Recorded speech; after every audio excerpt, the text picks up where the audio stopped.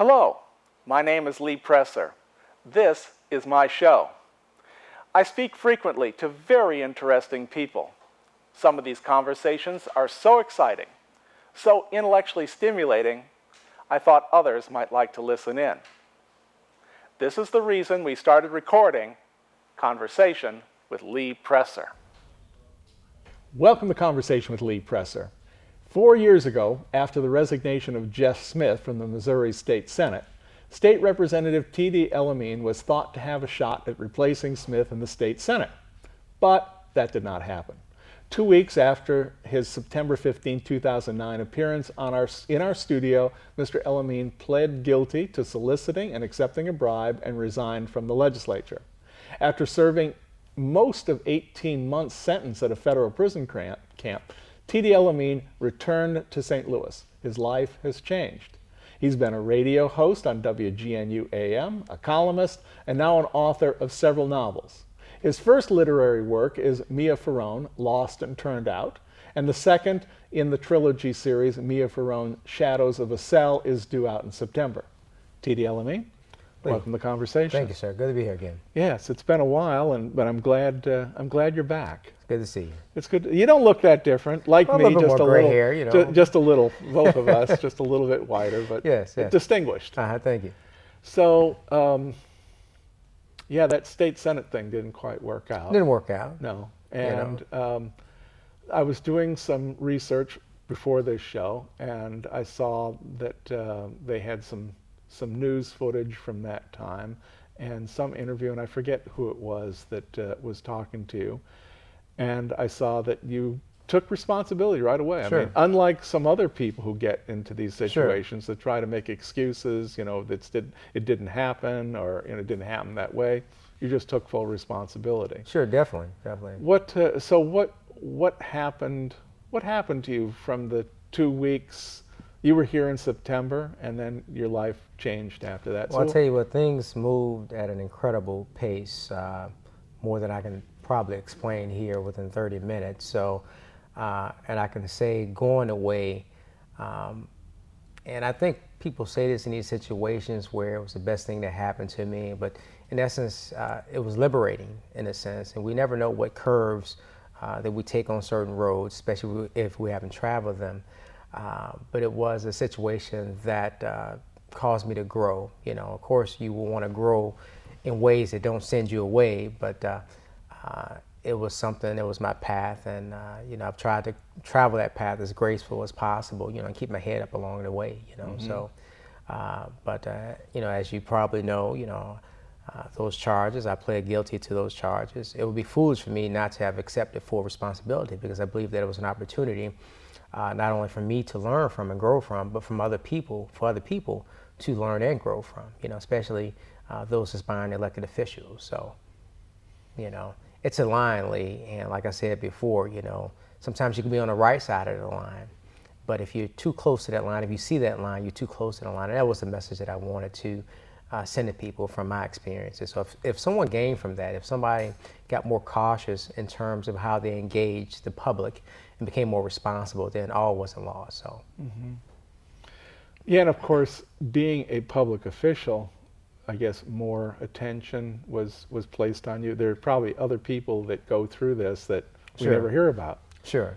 Did you find that part of being a public official, and therefore the news media focusing more on you? Oh, definitely. As opposed to, you know, the regular run-of-the-mill Joe who gets Sure. caught doing something, and yeah, there's a criminal case, and yeah, Sure. he winds up in prison, but no Channel 2, 4, 5 Oh, isn't definitely. standing there, you know, Associated Press all wanting to get your picture. Right, and you accept that, and you know that coming into it. You know that your life is going to be under the public eye, under intense scrutiny. So especially if you were someone like myself, I was very public. I was out there on quite a few issues, and so you take that as part of the game that you're playing. Mm-hmm. You know, so I didn't have a problem with that. It came with the territory. So you know, you take the highs with the lows. There's the media engaged me in positive ways, you know, and I celebrated that. So when I do something negative, it's a part of it. I can't say, woe is me. You know, it's part of their job, so I didn't take it personal. I think it was Shirley Washington she made some pretty positive comments, not about what you did, but just the way that you took it like a man. Sure. And stood up and says, "Yeah, it's me. Okay, I did it, and you know, I'll take the consequences." Well, I was excited to move to the next stage of my life, and I like to use that experience as a learning tool. And for me to be able to do that, I had to accept responsibility. It was just a necessary part of my growth. So I called you just, I guess it was the day or two before you shipped out. Yes, yes. So what was it like that first transitional period? I was numb. It was very numbing. And there's a backdrop, and a lot of this is going to be in the upcoming memoir that we talked about before the show. You're an author. I'm an author. Right. I'm an author. So, so a lot of these things are going to be in there. So I was numb. Even the 4 to 6 months prior, I would venture to say, before the situation happened with the charges, I was numb. I'd experienced a lot of loss. And that's the thing, when you go through these situations and you look at elected officials and public officials, you never stop to think, to say, these people are human. You know, they have hurts, they have pains, and even though their life is open to public scrutiny, they're human. And I lost my father, and I lost my brother, and some other family members, all within a span of a year. You know, so it was very tough for me. So when those charges came down and the situation came down with my legal troubles, I was numb. It was just a fighter in a long 15-round fight, just trying to hang on to the bail. So, and I prepped myself, you know, for that as best as I could. You know, it was humbling because you realize you were powerless. There was nothing I could do anyway. You know, I couldn't stop it. The law was going to take its course. So I had to find strength in the reality that I'm helpless to impact anything on the outside of those prison walls. And in that came strength. It really did. In that came a certain level of peace, because if I didn't have that, I would have had a tough time over that 18 months, knowing that I couldn't protect my wife, I couldn't protect my children, I couldn't stop anything, you know. So it was really by the grace of God that my family's still intact and I'm still here. So You're a father of 5. Father of 5.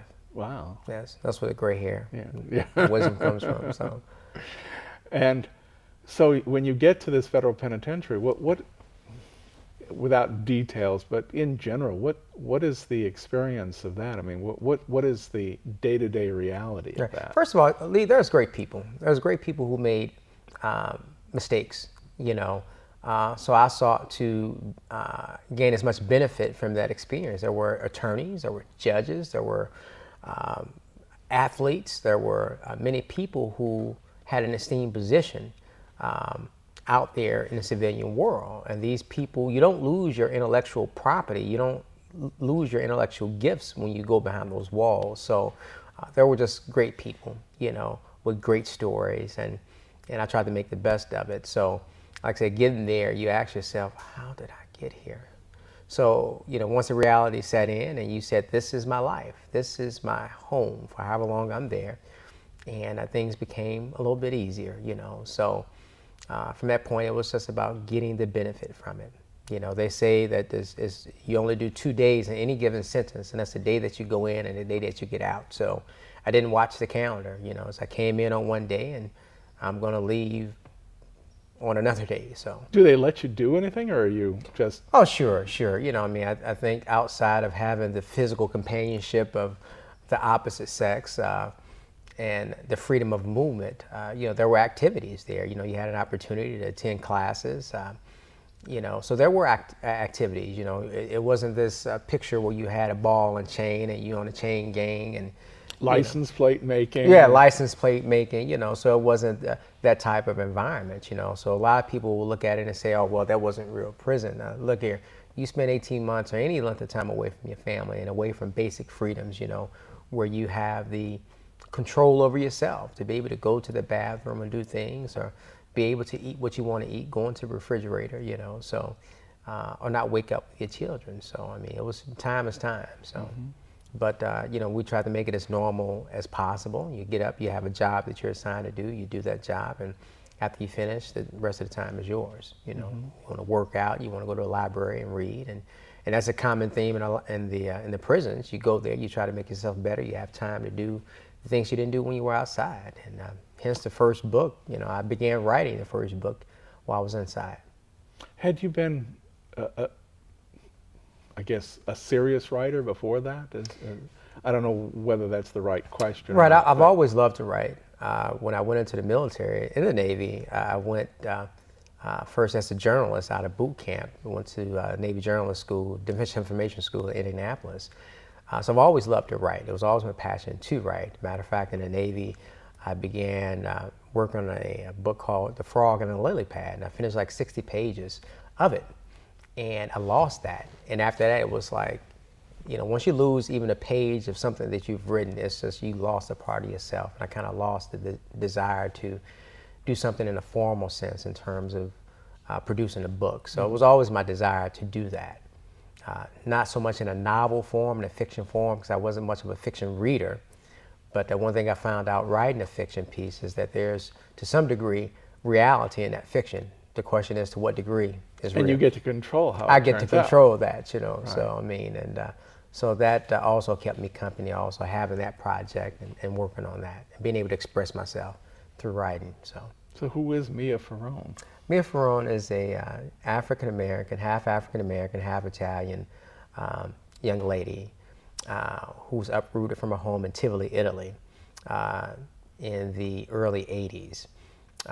Through unfortunate circumstances of the loss of her father. So she comes here, pretty much she's very green. Here to the United States? Here to the United States, first to Alabama and then to St. Louis. She's someone who is not readily accepted by whites or blacks because of her mixed lineage. And so explores her life and love and the cat and mouse theatrics between this triangle of people. So it's written as a trilogy. So the second book is called Shadows of a Cell, as in jail cell, which is out September 23rd. You know, so, but who is Mia Farone in terms of a person? She's a figment and a compilation of my imagination and maybe some personality traits of people. You know, hopefully that everybody can identify with at some point. So let's see, you've written, that one's already, the first one's out, First one's been done, out it's there. out. It's been Yes. out there. The second, and then you have a second one, then there's going to be a third one because Sure. it's a trilogy. Sure. Then you've got your memoir. Right. So you really are becoming quite the...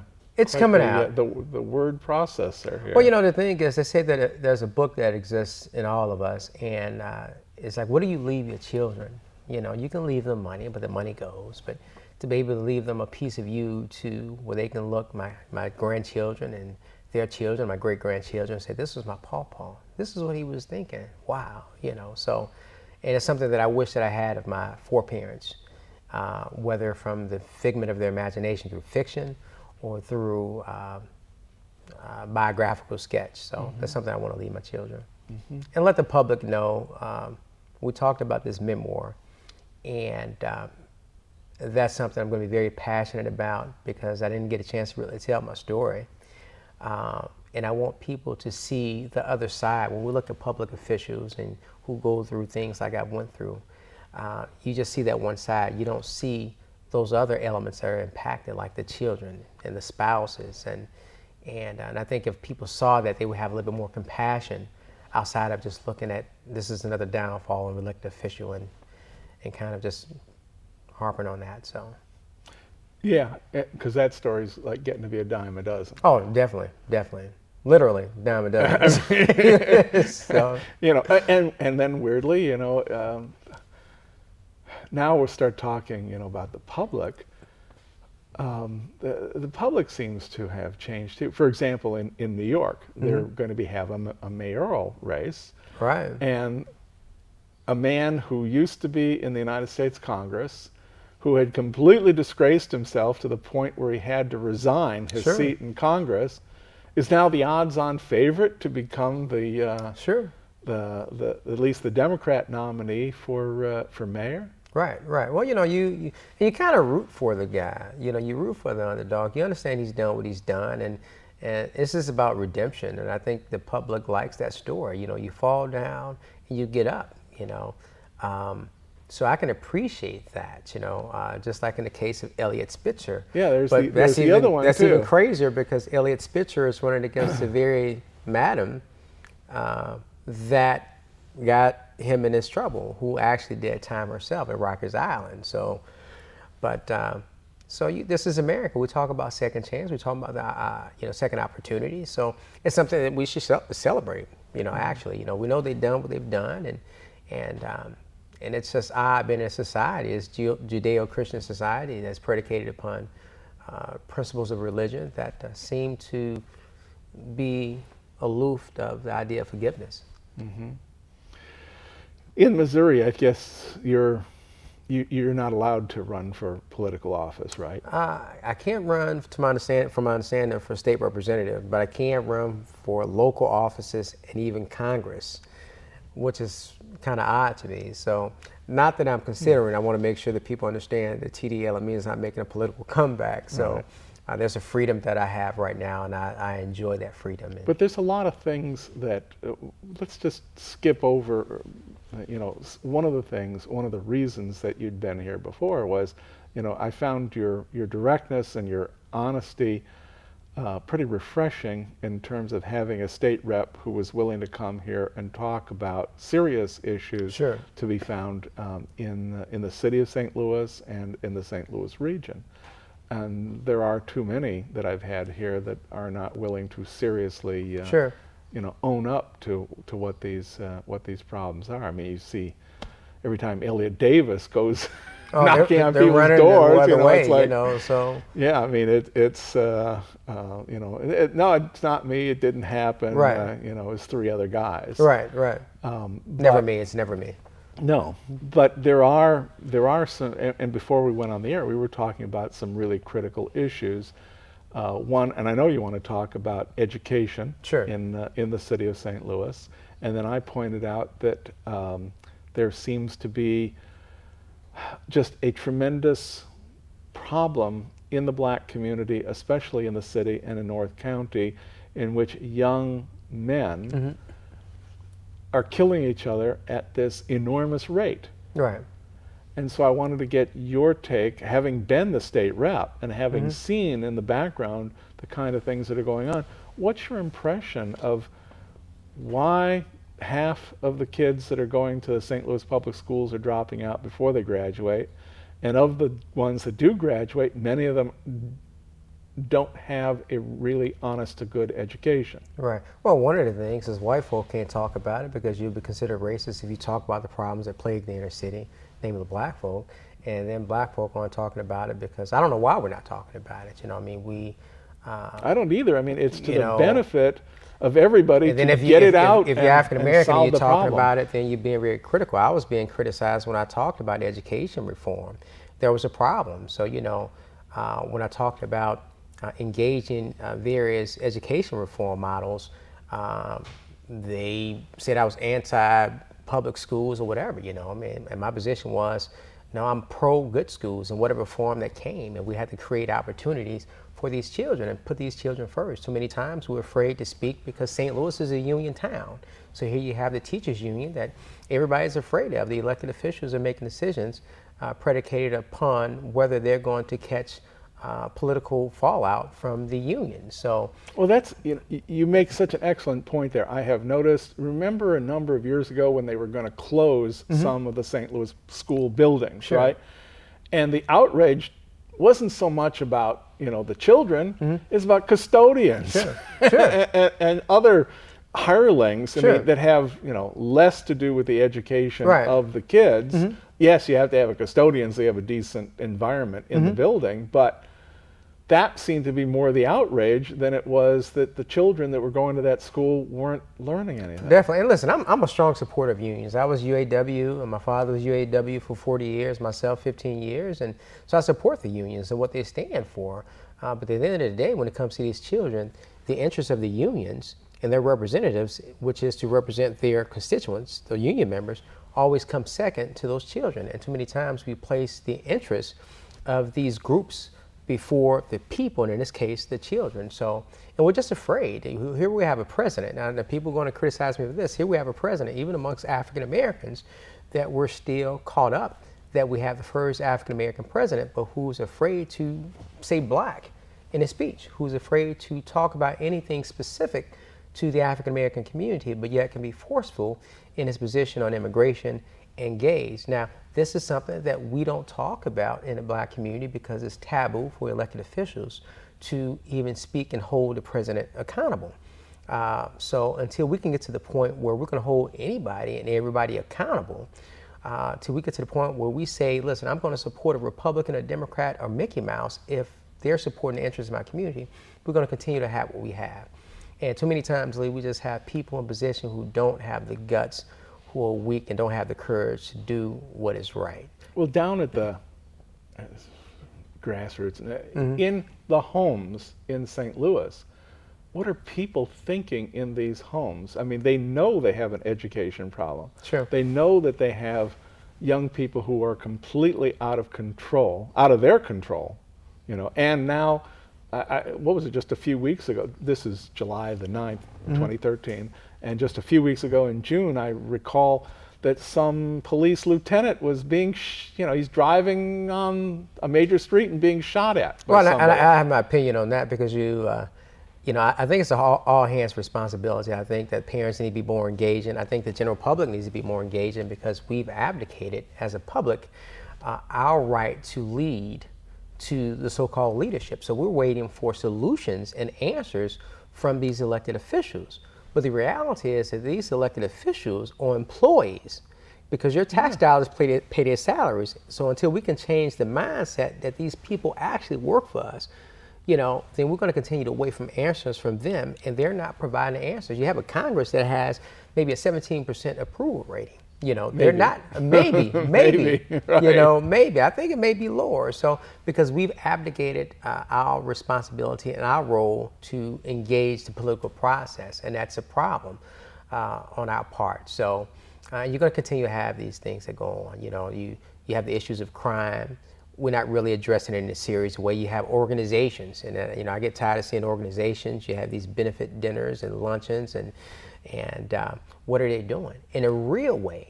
And a lot of these organizations are compromised because you have corporate backing. Just like a lot of elected officials are compromised because they have corporate backing or lobbyists. So who's representing the voices of the people? So until the people rise up and take control and understand that these elected officials work for us, you're going to have the same thing.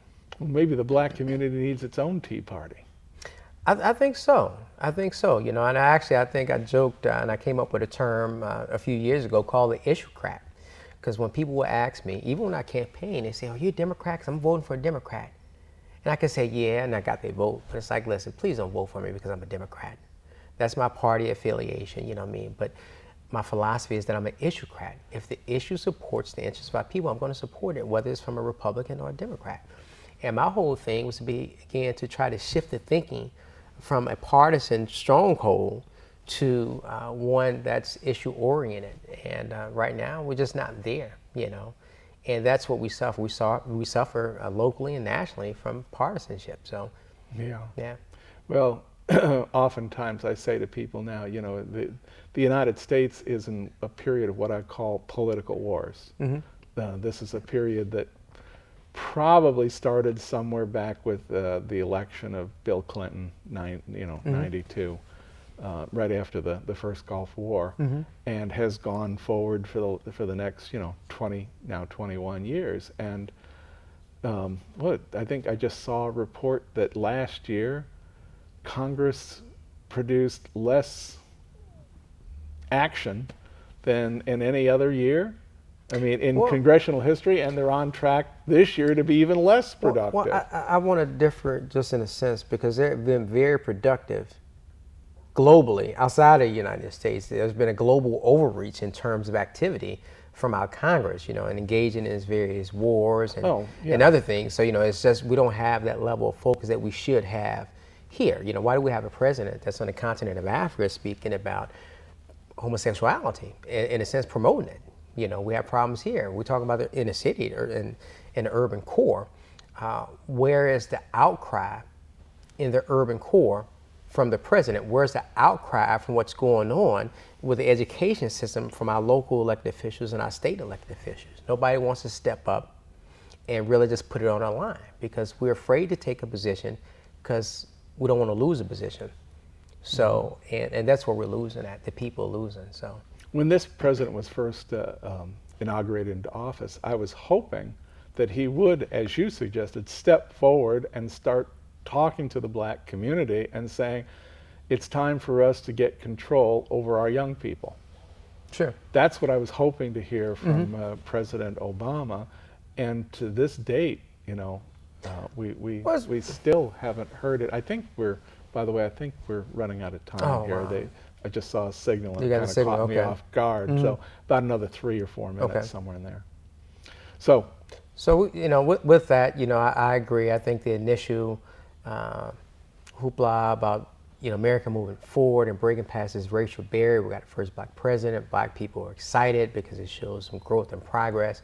But in essence, what has it yielded our community? You know, and I think that's the question. I'm not making a statement. I'm asking that question. And we should make our judgment based on what he has been able to produce.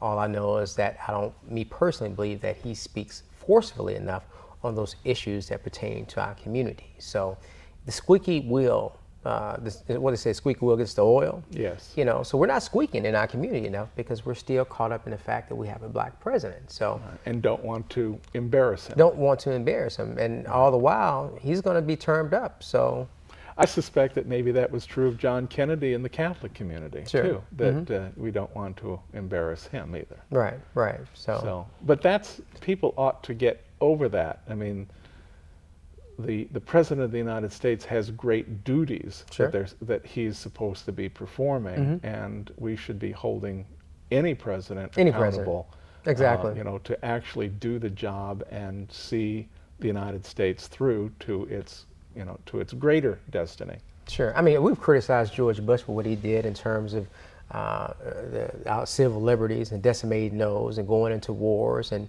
overreach globally, you know, and we have a president that has really expanded those efforts, you know, and really taken them to another level, you know, but there's not an outcry from the Democrats or African Americans or those people who generally support Democrats because it's partisan. So, I mean, where's the outcry? Right. Well, I've got the signal here, so we're gonna have to wrap it up. I was going to ask you about Trayvon Martin, but I guess we'll skip past that. And you know. Justice for Trayvon Martin. I mean, this is not just about Trayvon Martin. This is about the justice system and whether it's going to really acknowledge the humanity of black folk. Yeah.